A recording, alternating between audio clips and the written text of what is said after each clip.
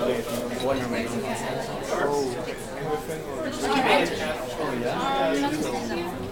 you want a clicker? Okay. Alright, I'll just glancing this way. So hey everybody, thanks for making it out at the last night of GDC. My voice, if it starts dying down, is because I've been to a lot of parties this week. Been screaming it all out, as I'm sure all of you have as well. So now you know why that's happening, right? My last name, just so you know, the Y is being cut off for some reason, but it's Choudary with a Y. So, 3 killer mistakes game studios make. Before I begin, I want to tell you guys, this is actually a repurposed presentation I gave to a delegation of Italian startups, all of whom were looking for publishers, and all of whom were actually looking for work for hire. So there's a particular point I was trying to make there. I'm not making a statement about any of the great publishers you may have here, okay? So, with that, quickly, who is YetiZen? So, we have 2 arms. The first is the YetiZen Innovation Lab, which is a 40,000 square foot space, about a block and a half from Moscone, where during the day there's open co-play, and in the evenings there's something like 150 events over every 12 months, all in the business of games, right? So the whole point is raise all ships in gaming, understand how to do business well in gaming, and in the process make awesome games, and we all get to celebrate, wonderful games and play great games, right? So we have about 10,000 developers that have gone through our various events in the last 12 months. We love developers, all shapes and sizes have worked with us. These are a partial list of our partnerships. You may have heard of some of these companies, like the small company GameStop and Tapjoy and so on. The second arm of what we do is we run a games accelerator. So we take post-product, post-traction, game studios, as well as game SaaS plays, and we help them scale. We've had about 30 companies since 2011. All have received some kind of funding. We have 9 of the most active VCs on our board, from Tim Chang at Mayfield, to Boris at Intel, to Phil Sanderson, who's lesser known publicly because he's just very quiet. He quietly does a lot of gaming deals, but I think he might be the most active gaming investor, at least recently, right? And then some quick YetiZen Accelerator successes. The exclusive licensor of Star Trek games, CS Gnome, is actually one of our portfolio companies. I'm not going to go through all of these. You can find these slides at another time and look at them. But in Cubo, which is a company I really like, so imagine Vine plus gaming on steroids. So anyone can make games that they like using Criteria, which is their game they launched in December. It's not meant for game developers, it's meant for everyone else who wants to experience the passion of being a game developer and making a game and sharing with the community. So there's been about 1.1 million games created using Criteria within their network and 10 million plays. So not too bad for something that launched in December that only had $5,000 in terms of marketing investment. You guys can look at all of this later. So moving on to the killer mistakes and the realities. So mistake number 1. Most people believe Silicon Valley streets are paved with gold. And the experience, next sentence, is like this. You get to play, lots of experiences. The experience of going into a VC is something like this. You go in, they give you lots of cold coins, you just play with it. But it's not that easy. And here's why. So venture has never really been later stage. If this looks a little complicated, don't worry about it. I'll explain to you in a second, and it's going to become crystal clear, right? So startups typically have 4 stages, right? Discovery, validation, efficiency, and scale, right? Seed and angel tends to come in between the discovery and validation stage. So discovery is when you're saying, what am I making? Does it work? Are people playing it? Do they like it? So on, right? This is, whoa. Okay, let's keep it there for a second, yeah. And then in validation, it's like, okay, do you know how to get users, retain them, make money from them, right? Now, most people think in discovery and validation they'll be able to get venture financing, which is not the reality. That almost never happens. Venture, although the word venture exists in it, is actually not really venturing onto a new uncharted territory. They need some of a chart, they need to see how it's been successful, right? Venture typically comes in efficiency and scale, which is when you're saying, okay, does this make more money than it spends? That's efficiency. Scale is, does this have the potential for being a big billion-dollar opportunity or less than $1 billion, depending on the size of the fund? So that's typically where venture comes in. Now, with the exception of Larry and our friend in the corner, I'm sorry, I didn't catch your name, and Vincent, these guys are nice guys. They'll tell you what stage they play in, but most VCs probably won't do that, because if you're in the early stage, you come to them, you're a great educational tool for them. So they will want you to keep pitching. You'll be wasting your time. They're never going to invest with you. Next slide, please. Now, not only that, we do this analysis every year at YetiZen where we look at all the first venture financings for game studios, game platform plays. And interestingly to me, from inception to first venture financing, which means from when the company starts to when they get to first venture financing, that time in 2012 was about 26 months, right? In last year, that was about 35 months. So for those 3 years, you better be surviving on your own because venture's not going to be touching you. All right, so quick poll. Again, not about the publishers here. Of the companies that got their first venture in 2013, how many do you think did work for hire versus work for publishers versus publish on their own? Number one. Raise of hands for number one. Did work for hire? 1, 2, 3, 4, 5. Okay. Companies in those who got first venture that actually work with publishers, raise your hand. 1, 2, 3, 4, 5, 6. Okay, so sort of about equal. Well, in reality, none of those who got first venture financing in 2013 were either work for hire or with publishers. Okay. Next slide. This is the killer mistake number 2. Thinking a non-scalable business model ends up being what allows people to raise money. So, will publishing allow you to raise venture financing? Probably not. Work for hire? Probably not. The reason is because both of those don't show you have a core competency of actually being able to get customers, make money from them, and so on. Now, here's my big disclaimer for why it doesn't mean our wonderful host tonight. What these guys do primarily, as well as Cheng Yu, is help you guys go into new country markets, right? Which otherwise you can't do on your own. It's hard to do business in China. It's hard to, and they'll speak more about that, right? So that's where these guys are great partners for you. But if you are looking for venture financing here, the VC is going to want to know that you've actually put games out within the US market and you've actually done all the self-publishing pieces, such as you know how to get customers and make money from them, right? So a good idea to continue to work with publishers in other country markets because it allows you to get more revenue from other places where you may never want to have a team and do all the stuff that they do for you, but bad idea if you're US only to basically work with publishers and then still expect to get funded by venture. Was that fine? Good enough? Yeah. You guys feel free to tweet at any time to #XGamePortal during this talk. So my third killer mistake, I call this death by indiness. Okay? So I love indies, right? The reason I do what I do is because of indies. The best games I've played in my life have been at my own events by indies who've actually come in and shown me some awesome killer games. What I think hurts indies is things like, I want to make a fun game, but I don't want to nickel and dime people. I hate games that make you pay right away. People shouldn't be forced to pay to have fun.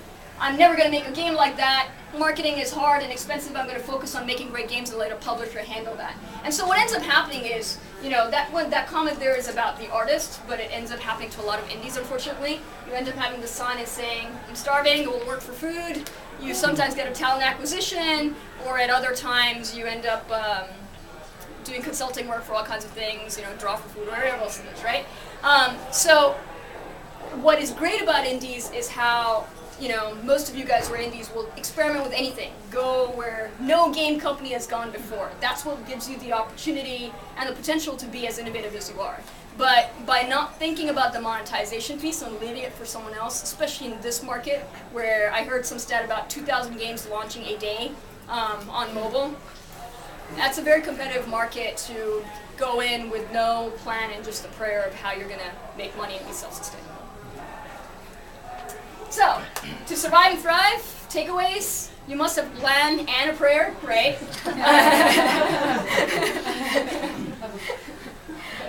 Making a great game is not enough, right? Category analysis skills, so that is what allows you to go into a true startup category, right? So what I mean by that is,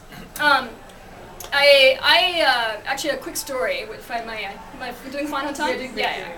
So years ago, when I first got into the game industry, I met this person who had a lot of data about everything that worked in mobile and social. And I thought, great, I'm going to go to him, get the benefit of his knowledge, bring it out to more game developers to help them succeed, and life is going to be all hunky-dory, right? Because that was his public perception. He had the perception of putting a lot of his stuff out there. Now when I went to him, within the course of 45 minutes, he basically told me how indies are wasting their time. There's never going to be any great IPs that will come out from indies. And using his many, many years of experience at really large-sounding game companies, He's telling me this, and I pretty much should close up shop and go get a job somewhere else, right? And stop doing what I'm doing. Now, I was really disappointed. So, you know, I was much younger as well, right? So I was sitting in a coffee shop. You're still young. I actually, that's my dad over there, you can ask him. I've looked exactly the same since 16. The only thing that changes is the gray hair. So I call my sexy startup streaks. So anyways, I was much younger at the time, so I'm sitting in this coffee shop thinking, shit, man, this really sucks. I love game developers, and he's saying there's no opportunity, right? So I was sitting there, and then I had my next meeting. And my next meeting was a guy who had worked with the first guy across 2 companies. And apparently, when they were at those companies, they used to have battles every day because one believed new great IPs can be created, and the other believed that they can't unless you put $20 million like EA did in The Sims, right? And what he taught me has been really, really valuable to this day for me. And what he taught me was his perspective on what I call category analysis. So that is saying, based on what you know that's working in games right now, what's the next great fun experience that people may be wanting, right? What is something a big company may not be going for and therefore squashing you because they're going to outfund you, right? Whether that's in promotion, whether it's at something else. And then the other thing is, if you're not competing with big companies, how in terms of small companies, what that is, they don't have competencies that allow them to do a better job or a better twist than you, right? And that is really valuable. You don't hear about that very much. Why? Because it's really hard for press to talk about, right? So some great industry folks such as, you know, Matt right here, I hope you talk a little bit about this, right? They have a way of thinking about this in the market, right? There's also stuff you can notice by other platforms, whether it's PlayStation, whether it's what happened on social, other countries, all these ways of figuring out what are those categories that you as an indie might succeed in. A very important skill set to have, right? She really does not want me to talk about self-publishing. Okay. I definitely want you to talk about self-publishing. But you turn your head about, I thought it's time to go. Oh, okay. No, I just did a tangent with the story. Sorry. Okay, so we'll skip the second. Next. And then iterating on games as a service model, right? It's not ship and forget anymore. You got to know how to iterate. There's an entire whole world of things you got to learn around that. You may have heard the terms, but being able to implement that, that's what you got to learn from the last 5 years of this industry, where there's been a lot of companies that have actually gone and venture and have been doing this, right? So don't be myopic, learn from them as well. I think I'm going to skip the next few slides. Can we just go to the last one? Last one. There. Last one. Okay. Anyways, last one is my email in case you guys want to stay in touch, and my Twitter handle if you want to hear my other random rants, but those are in 140 characters, so a little shorter than this. And do I have some time for questions? Where's my Tori? Some time for questions, yeah? Yeah, Or do you want to go to the end? yeah, we can go to the end and then we'll have the questions So together. save your questions, remember them. Please make those tough questions. Thank you. What was that?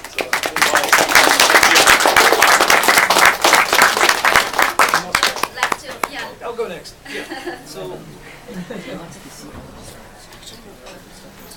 I'm Matt Householder. I've been in the game industry for 33 years, which is a long time. And the title of my talk, I've never given a talk before, so I hope you guys enjoy it. It's Extra Life, or How to Enjoy the Game Business Forever, or at least 33 years. So it'll be a brief talk. So let me review my career so far, just to give you a little context. In the 70s, I was a college student, and I discovered home computers basically in 1976 with the Altair 8800B, the first home computer that was built by a company in Albuquerque, New Mexico, and used toggle switches to program.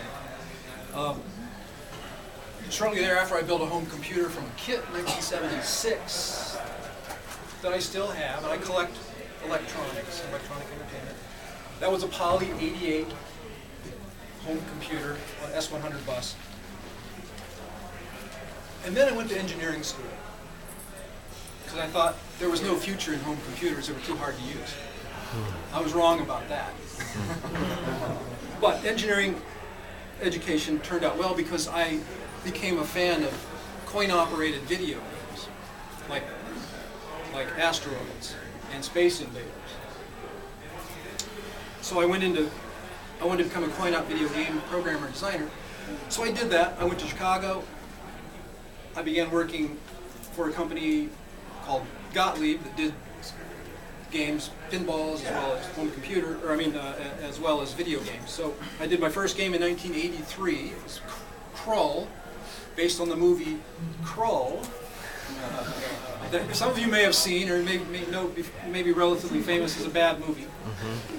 Luckily, the game came out before the movie, so it sold well.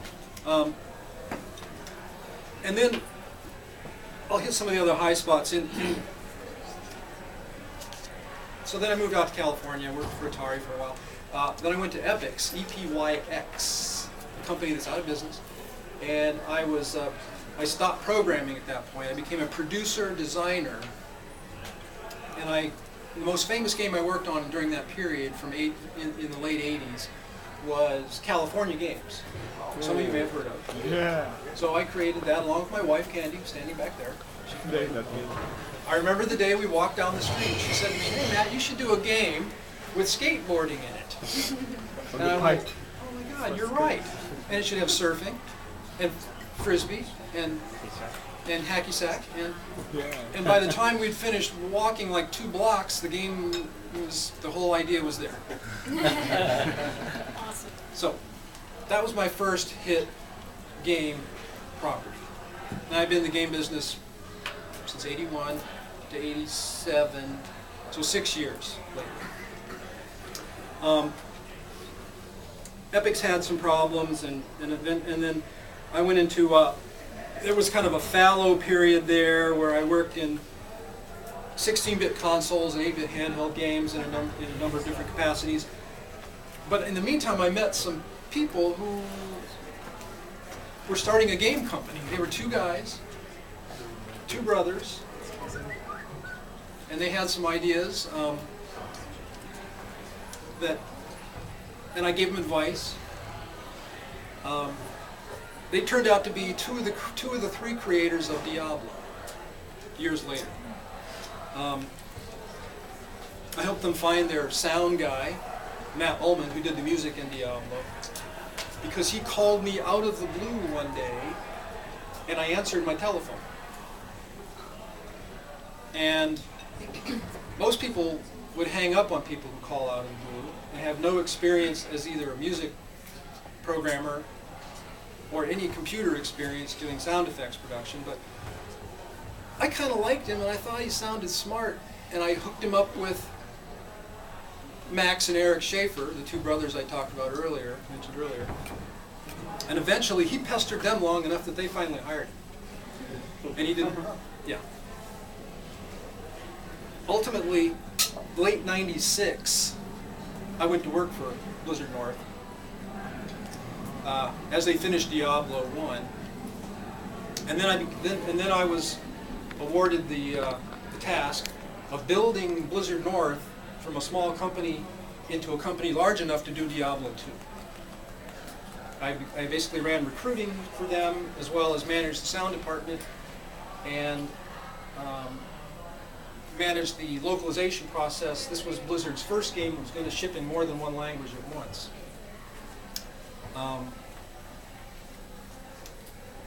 And it did, and it was a success, of course, as you know. I also wrote most of the dialogue in the game and edited all of it. I did a lot of the voice casting as well for the voice actors. So I've worn a lot of hats. I'm kind of a generalist, and then there was another fallow period after Diablo 2, and ultimately in 2009, I started into social games because I enjoyed this game that Zynga was publishing called Scramble, that became Scramble with Friends. And I said, well, my current company's going under, I'm going to go work at Zynga, so I did. I didn't last very long there. I ended up at Playdom. Found a job at Playdom where Jeremy and I met.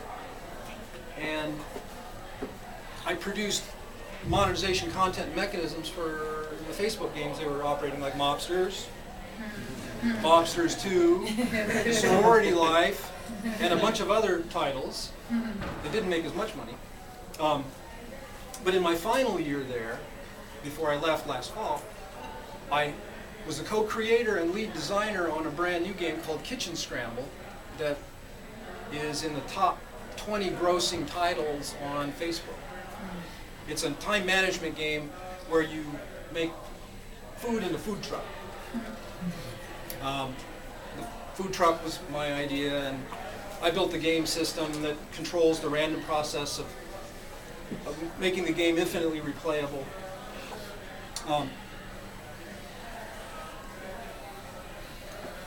Now, for the first time in my career, I've formed a company on my own. And Jeremy and I are the two founders. Go startup! Go startup! Our company is Play On Games. I'm the chief fun officer. I want to be the CFO. And Jeremy is CEO, the chief energy operator.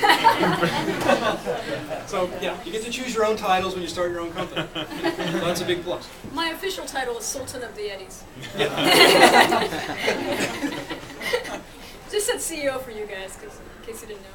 So we're now developing a game. It's a word game, because I love word games. That goes back to why I joined Zynga. I play every word game, mobile word game there is every day. Words with Friends, Scramble with Friends, Ruzzle. Those are my three favorites. I play them all every day, multiple times. And now I'm making a word game with Jeremy. I'm the designer on a new word game.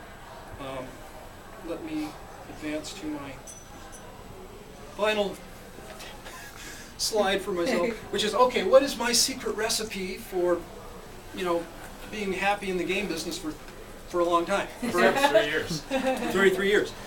Number one, start young. At least as young as possible. Oh, yeah. There's some optimum point for every individual. I didn't start in the game business until I was 26, I guess. Yeah. That's young. That's young. Maybe a lot of you guys are younger than that. Could be, should be. Secret recipe. Point number 2: work hard. Okay, that makes sense. But be sure to take a break whenever you work too hard. In other words, don't get stuck in something and think you have to grind away and grind away and grind away and grind away. It's sometimes you just have to cut your losses and try something new. So and part of that is, you have to be patient, because luck happens. You're gonna luck out and you're gonna meet somebody that turns out to do Diablo, or whatever that is. And some of you will, some of us will. I don't know. Maybe I'll meet him. It'll happen to me again. Have wide interests in games and in everything. So be interested in worldwide popular culture. Be interested in mathematics, be interested in words, be interested in people and what they do and what they like. And this one may sound funny, but don't get too rich. And what I mean by that is, it's dependent upon every individual. What is too rich? Too rich is the point where you have so much that you get out of touch with regular people and what they want and what they like. And you can become demotivated to, you're no longer hungry. You got to be hungry. Not hangry, but hungry. Yeah. Yeah. And final point, stay young. Stay young, at least at heart and at mind. So, that's my talk.